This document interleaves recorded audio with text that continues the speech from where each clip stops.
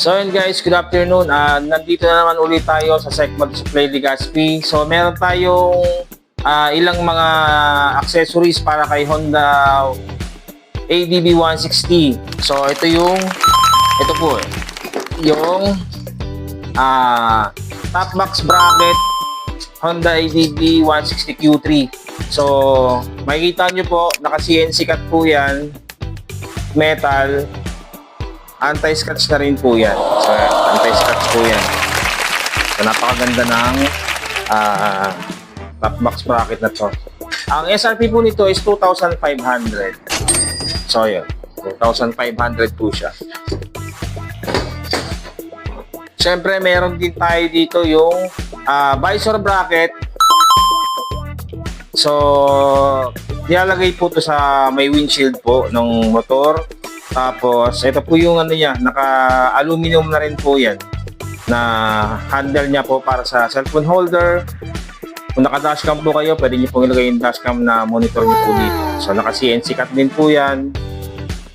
Kompleto po yung mga bolts niya, tsaka nuts. Tapos, meron na rin po siyang lagayan ng side mirror. So, yun. So, ang SRP po nito is 1,900. So, yun.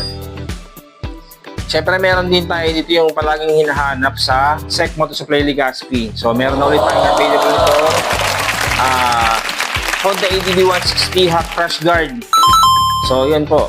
So, may mga nakaabang na siyang mga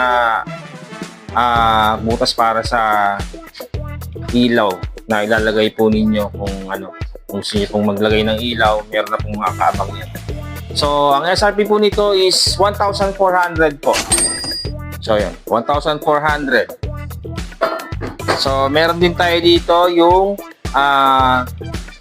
ADB 160 handlebar riser. So, yun. Yung mga mahilig maglagay po ng mga ganito, yung gustong mataas yung handlebar nila, pwede po kayo maglagay nitong extension na to.